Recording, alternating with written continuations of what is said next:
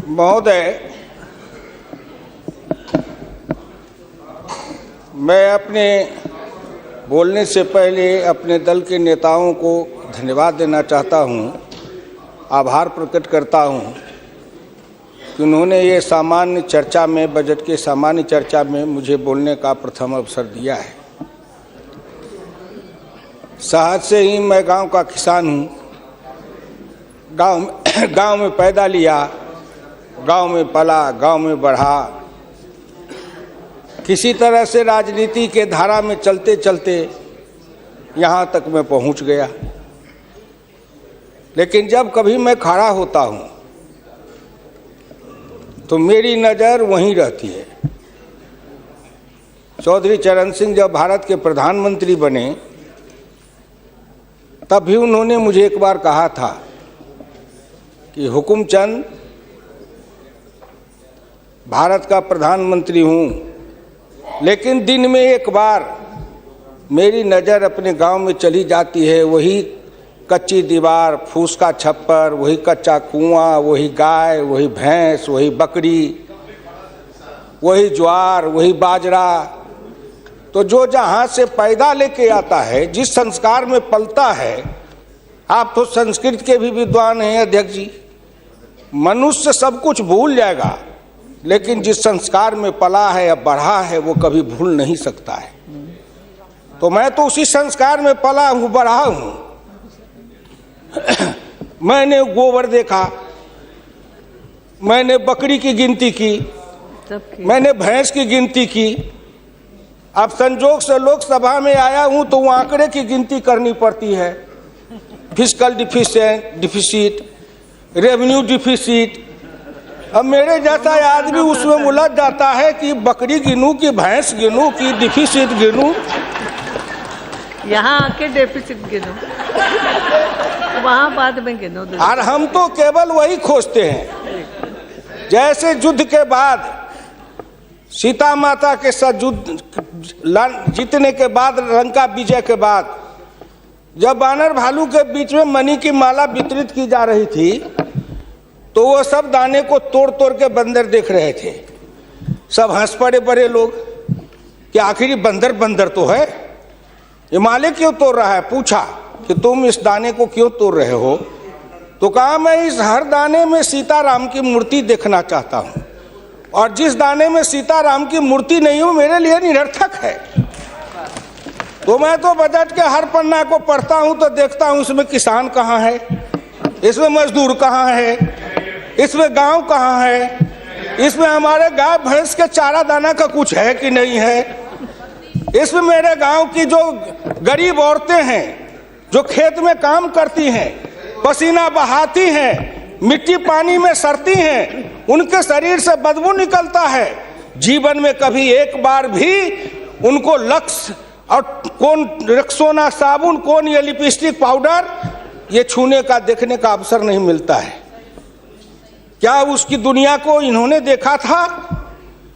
मैं उन्हीं से पूछना चाहता हूं। अब तो बड़ी बड़ी बात करते हो, आगे दिन पीछे गए, गुरु से किया न है तब पछतावा होत क्या, चिड़िया चुग गई खेत। जिस समय गांव को देखना था, किसान को देखना था, मजदूर को देखना था, गरीब को देखना था, पिछड़ा को देखना था, दलित को देखना था, गांव की सड़कों को देखना था, गलियों को देखना था, कुआं को देखना था, आपने देखा क्या? आप तो देखते रहे कहीं। ये दो हिंदुस्तान, एक हिंदुस्तान में दो हिंदुस्तान आपने बनाया। एक है भारत, एक है India, that is called Hindustan. आपने बनाया ना। मैं आज भी कहता हूं, अगर मेरे गांव के किसी को उठावे, आंख में पट्टी बांध दे, हिंदुस्तान के कहीं भी, उड़ीसा हो, बंगाल हो, कहीं हो, किसान को लावे, गांव में आंख पर पट्टी बांध दे और एक बार इंडिया गेट पर उसकी आंख को खोल दे, उसको लगेगा कि हम स्वर्ग में चले आए, कि बैकुंठ में चले आए, कि इंद्रपुरी चले आए। इतना का अंतर है। मैं 1977 में एमएलए बन के आया, इंडिया गेट के किनारे पैदल टहल रहा था, एक बड़ी गाड़ी में एक बड़ा कुत्ता जा रहा था, वो अपने मुंह को निकाल के जी लपलपाते जा रहा था। मैं गांव का आदमी खड़ा होकर सोचने लगा कुत्ता जरूर कुछ कह रहा है। मैं एमपी था, कभी दिल्ली देखा नहीं था। मेरे अंदर से आवाज आई कि कुत्ता कह रहा है क्या है, तू गांव का किसान, गरीब, मजदूर, पिछड़ा, दलित, तू क्या जन्म लेके करने आया है? तुझसे मैं सौभाग्यशाली हूं। देख, मैं ठंड गर्म गाड़ी में बैठा हूं, केक खाता हूं, ऑमलेट कटलेट खाता हूं, गद्दे पर सोता हूं। तुमने देखा हिंदुस्तान, तुमसे अच्छा मैं हूं। उस दिन मुझे लगा कि इस हिंदुस्तान के बड़े लोगों के कुत्ते भी मुझसे अच्छी जिंदगी जी के रहे हैं, और मुझे उस जिंदगी से भी बदतर जिंदगी जिलाने वाले कोई नहीं है, आप हैं। राज किया है आपने। मैं आंदोलन किया, जेल में गया, जेल में सराया। आज भी पूर्वा हवा चलती है तो आपके पुलिस की लाठी से जो हड्डी में चोट है वो कहीं ना कहीं दर्द करने लगता है।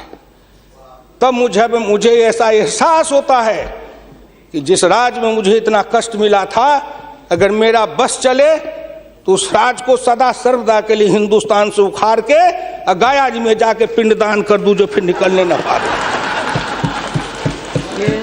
क्या बात करते हैं साहब? आपसे मैं आखिर में नहीं जाऊंगा। आप योजना आयोग की बात कर रहे थे। मैं अपने गुरु डॉक्टर लोहिया की बात को आपके सामने मैं दिखाना चाहूंगा। मैं नहीं बोलता, मुझे तो उन्होंने दृष्टि दी थी।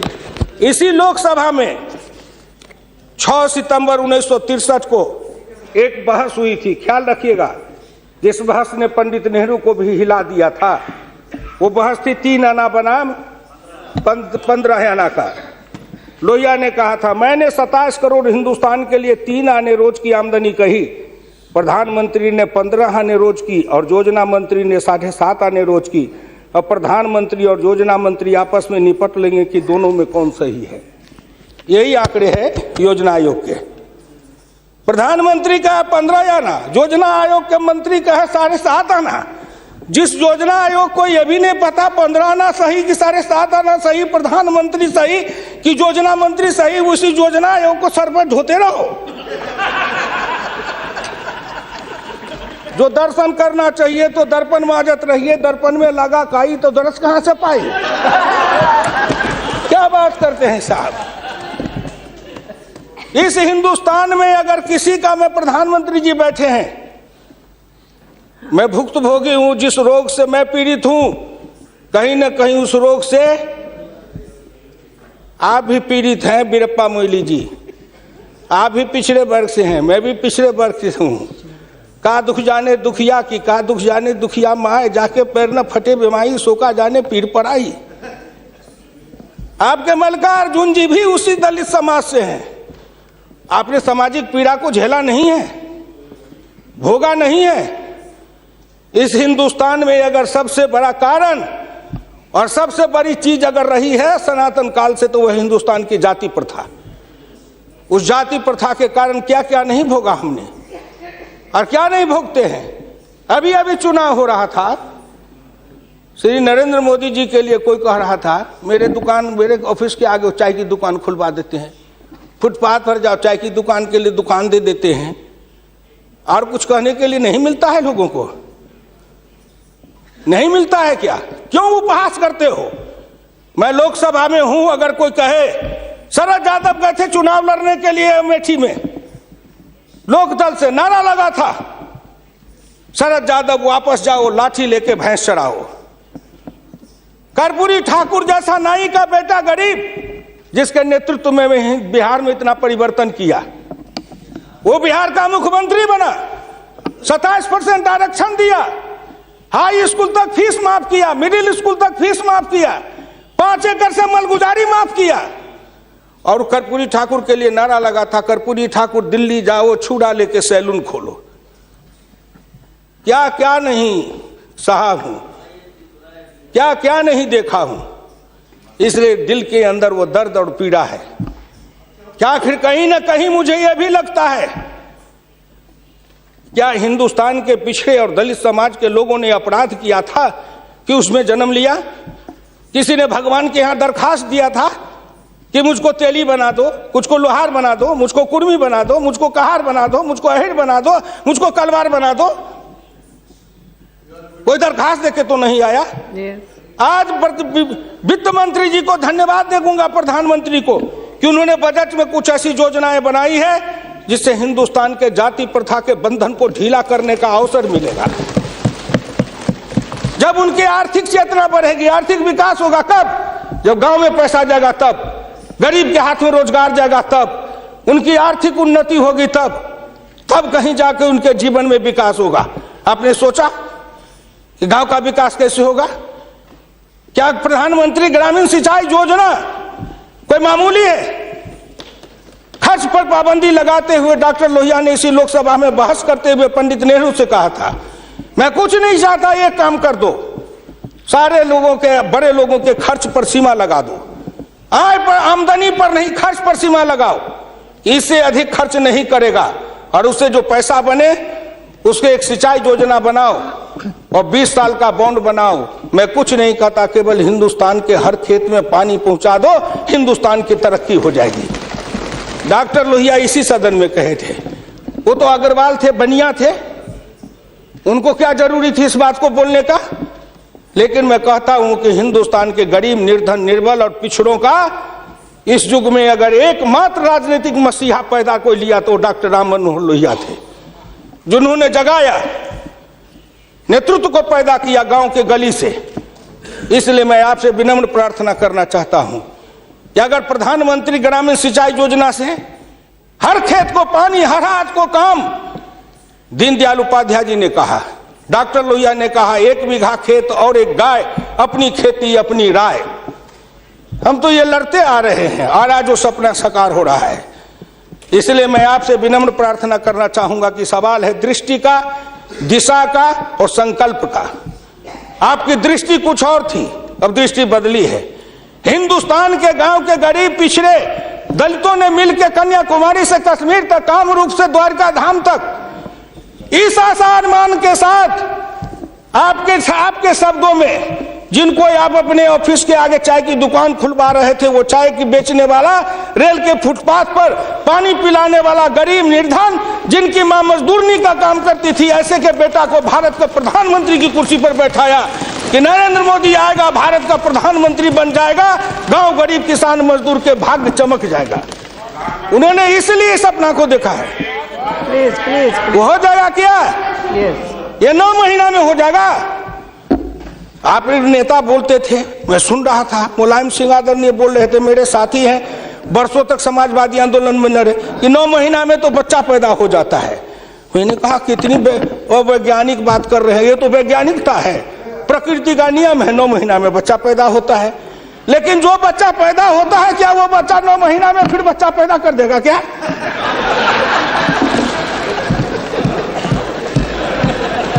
कितनी आप वैज्ञानिक बात बोल रहे हो? इस सरकार का 9 महीना हुआ, 10 महीना हुआ, सरकार पैदा हुई, अब क्या सोचते हो? आप क्या सोचते हो?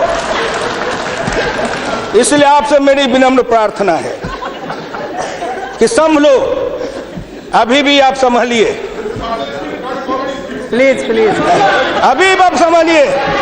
आप बजट को क्या समझते हो? आप बसीर रहिए। मैं वीरप्पा मोइली साहब नहीं हूं। वीरप्पा मोइली साहब आंकड़े बता रहे थे, मैं उन आंकड़ों का जवाब दे रहा हूं कि आपने इतने दिन ये आंकड़े अब हमको पढ़ा रहे हैं। आपने क्या आंकड़े पढ़े थे? आपने आंकड़े पढ़े?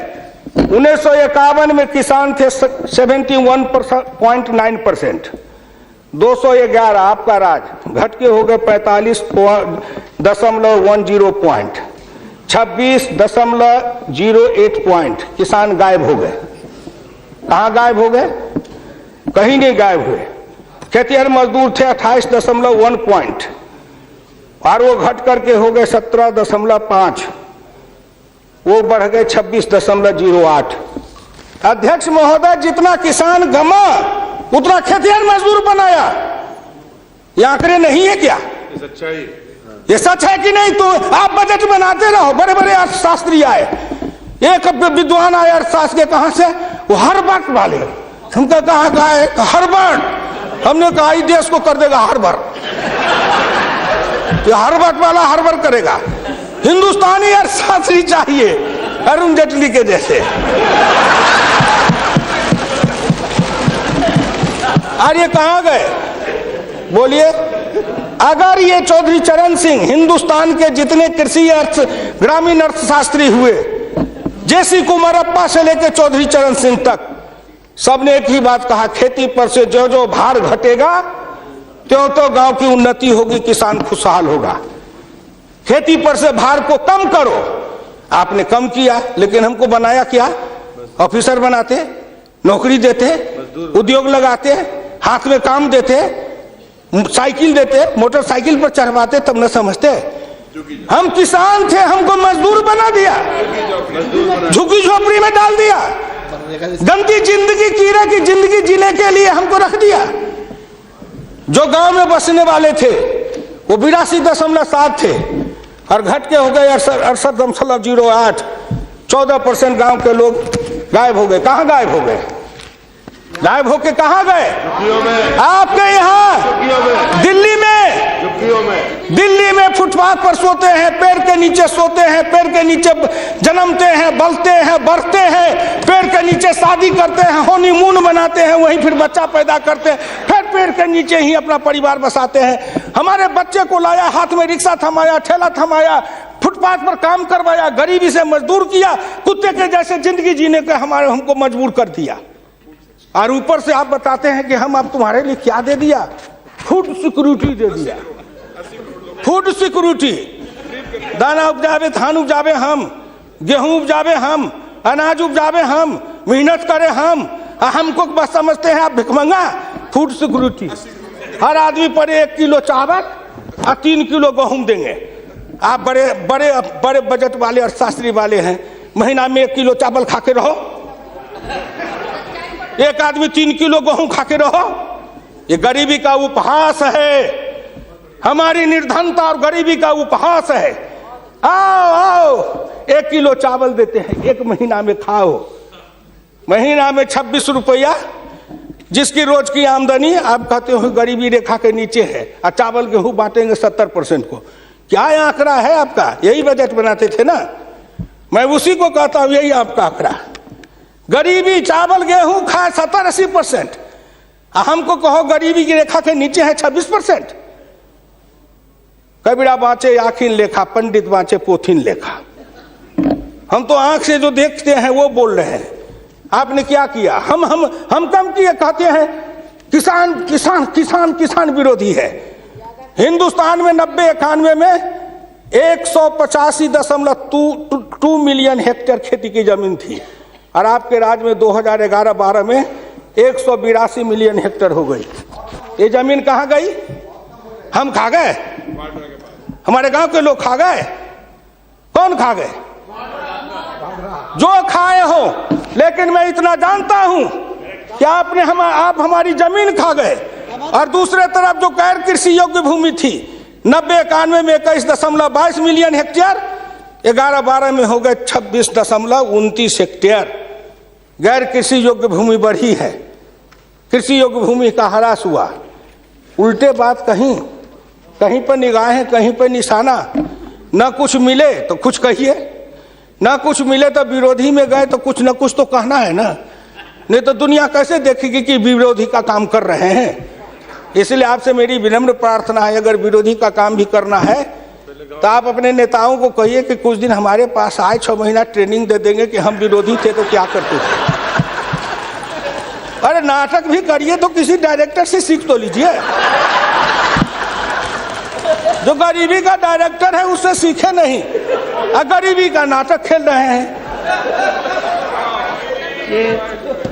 ये गांव में नाटक में हनुमान जी का पाठ करने वाला नहीं आया, उसने सोचा कि आज तो नाटक नहीं होगा। एक बहुत मोटा तगड़ा दुकानदार था, उनको पकड़ लाया, कहा तू नाटक कर, केवल खड़ा रहना। और जब वो खड़ा होकर पाठ करने लगा तो रावण ने डांट के कहा कि कहाँ गए, लाओ तेल घी लाओ, इसके पूंछ में आग लगाओ। उसको हुआ कि अब तो जल के मरेंगे। तो कहा हजूर हम तो हनुमान जी नहीं है, हम तो बनिया है, अपनी दुकान चला रहे थे। वैसे ही आप नाटक करिएगा। इसलिए आपसे मेरी विनम्र प्रार्थना है, आपसे मेरी विनम्र प्रार्थना है कि इसको देखिए। दिशा, जब तक आपके पास में दृष्टि नहीं बनेगी, आपकी दिशा नहीं ठीक थी, आपकी दृष्टि नहीं ठीक थी, तो आप संकल्प क्या कर रहे थे?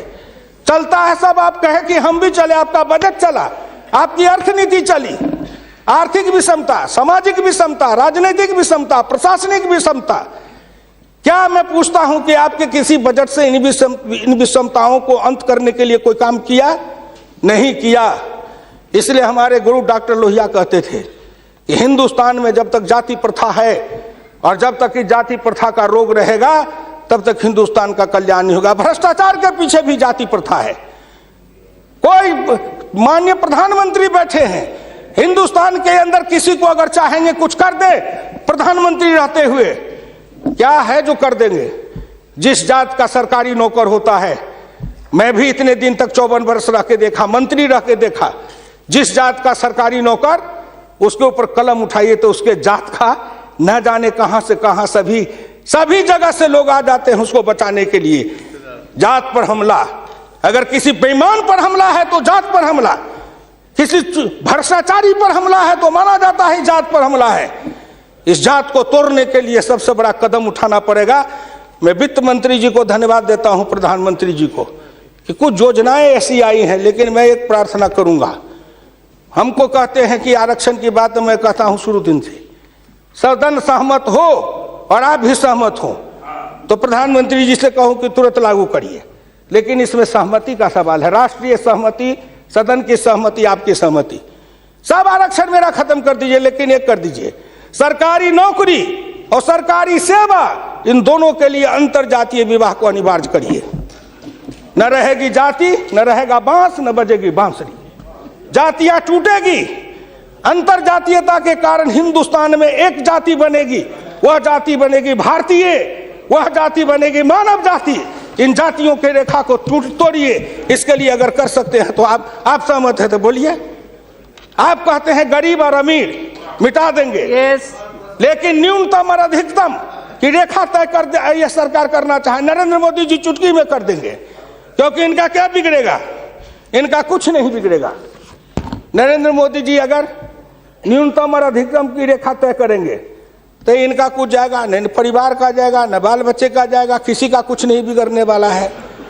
लेकिन चिल्लाने लगेंगे तो हम 100 से कम न 1000 से ज्यादा, समाजवाद का यही तकाजा। बड़े समाजवाद की बात करते हैं, मैं ज्यादा समय नहीं लूंगा, मैं इनको समाजवाद की बात अपने गुरु डॉक्टर लोहिया की पढ़ के सुना दूंगा। और हमारे कुछ समाजवादी हैं, अब वो तथाकथित समाजवादी हो गए हैं। समाजवादी तो रहे नहीं, लेकिन तथाकथित हैं। आप मुझको कह देंगे कि आप भाजपा में चले गए, मैं भाजपा में क्यों आऊं? आपके ऐसे दल बने, इस दल के टुकड़े 1000 हुए, कोई यहाँ गिरे, कोई वहां गिरे। मैं कहाँ दौड़ा फिरता, मैं चला आया भाजपा में।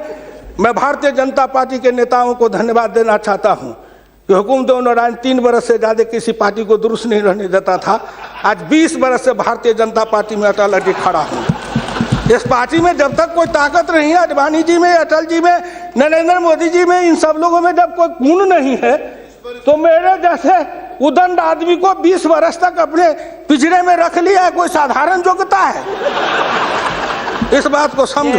मैं आखिरी में कहूंगा, अध्यक्ष महोदय, समाजवाद हर किसी से अन्य सिद्धांत की तरह एक होता है थोक, एक होता है फुटकर, एक होता है सगुन, एक होता है निर्गुण, एक होता है सिद्धांत, एक होता है कार्यक्रम। समाजवाद से एक सीढ़ी नीचे उतरो, उस सीढ़ी का नाम है बराबरी। उस बराबरी से एक सीढ़ी नीचे उतरो। गौर करिएगा कौन कौन बराबरी? आर्थिक बराबरी, सामाजिक बराबरी, राजकीय बराबरी, धार्मिक बराबरी। उससे एक सीढ़ी और नीचे उतरो, तब उसके बाद आएगी समता, संपूर्ण समता, संभव समता। तब एक सीढ़ी और नीचे उतरो, तब अधिकतम और न्यूनतम की सीमा लगाओ। ये धार्मिक बराबरी की भी बातें भी की गई है। अगर हम धार्मिक बराबरी पर जी समाप्त करेंगे, अगर धार्मिक बराबरी पर मुझे कहा जाए तो मैं कहने लगूं तो कितनी अपनी पीड़ा सुना दूंगा कि धार्मिक बराबरी इस देश में कैसी है। उसके संबंध में मैं ज्यादा समय नहीं लेकर के केवल आपके सामने मैं सुना देना चाहूंगा। समन्वय दो तरह का होता है, एक दास का समन्वय, एक स्वामी का समन्वय। मैं नहीं कहता, महान समाजवादी अर्थशास्त्री डॉक्टर लोहिया ने इसी सदन में 26 मार्च 66 को कहा था। गौर से शब्दों को सुनिए। समन्वय दो तरह का होता है, एक दास का समन्वय, एक स्वामी का समन्वय। पिछले 1000 बरस के इतिहास से हिंदुस्तान ने स्वामी का समन्वय नहीं सीखा, वह एक दास का समन्वय रहा है। मैं तो श्री नरेंद्र मोदी जी सरकार से कहूंगा कि 1000 साल से भारत दास भाव से सांस्कृतिक समन्वय में रहा है। अगर वो स्वामी भाव का समन्वय में भारत आना चाहता है तो क्या अपराध है। इसलिए उन्होंने कहा इस संबंध में मैं खाली परदेशियों को ही दोष नहीं देता, उनके सबब से जितने भी इतिहासकार हैं वे सभी जहर में बिल्कुल घुल जाते हैं। आज भारत के 2 इतिहास के स्कूल हैं, एक डॉक्टर ताराचंद, एक डॉक्टर मजुमदार, एक और है जो दोनों के दोनों इसी समन्वय धारा के हैं, विविधता धारा के हैं। भारत क्या है उसको भूलकर भारत के जो विभिन्न अंग है उनकी तरफ निगाह चली जाती है। क्या बात करते हैं साहब। तो इससे मेरी विनम्र प्रार्थना है सदन से, अध्यक्ष महोदय, मैं हाथ जोड़ के प्रार्थना करता हूं सदन से भी, और इस लोकसभा के चैनल को हिंदुस्तान के करोड़ों लोग देख रहे हैं। मैं उन गांव के गरीबों, किसानों, मजदूरों से कहता हूं, गांव गरीब, मजदूर, किसान, पिछड़ा, दलित और नौजवान, मिलके देश बनाओ, आओ देश बनाएंगे। और नरेंद्र मोदी के प्रधान रहते हुए एक बार नहीं, अगर हिंदुस्तान में आपने जितने दिन रहा, एक बार में तो थोड़ी सी रेखाएं बनाई जाएगी, दूसरे बार में मिट्टी डालेंगे, तीसरे बार में तब न पिचिंग करेंगे। तो हमको भी आपको इतना समय दिया, तो मैं गांव गरीब, किसान, मजदूर, पिछड़े, दलित, इन सब से हाथ जोड़ के प्रार्थना नौजवानों से करना चाहता हूं, आओ कदम में कदम मिलाओ, मिलके हिंदुस्तान को बनाओ, सफर समता लाएंगे, आर्थिक समता, सामाजिक समता, राजनीतिक समता। अगर इन्होंने मुझको 12 रुपया महीना पर जीवन बीमा कर दिया तो बड़े लोगों का कलेजा फटने लगा कि 12 रुपया में सबको जीवन बीमा कर रहे हैं। खेत में काम करेंगे, बीमार पड़ेंगे, मरेंगे, तो हम जिम 1 रुपया, हाँ 12 रुपया साल, 12 रुपया साल, 1 रुपया महीना। तंबाकू का गुटखा भी खाते हैं तो 3 रुपया में मिलता है, उससे भी सस्ता जीवन बीमा इस सरकार ने दे दिया गरीबों को।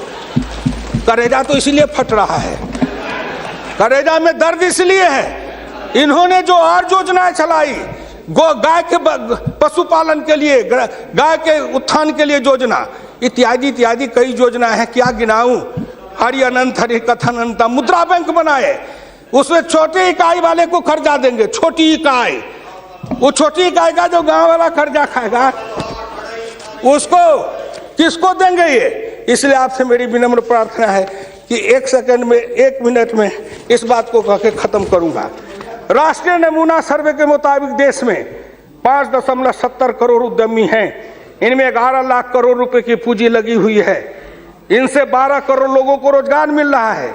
लेकिन इस क्षेत्र के उद्यमियों को पूंजी में कर्ज का हिस्सा केवल 4% है, जबकि अनुमान के अनुसार बीते 22 वर्षों में बड़े उद्योग में 50 से 60 लाख करोड़ रुपए की पूंजी लगी हुई है, इनसे मात्र 22 लाख लोगों को रोजगार उपलब्ध है। ये छोटे उद्योग, फरहई को, लोहार को, कुम्हार को, हजाम को, ये जो छोटे छोटे, ये जाति छूटेगी इससे।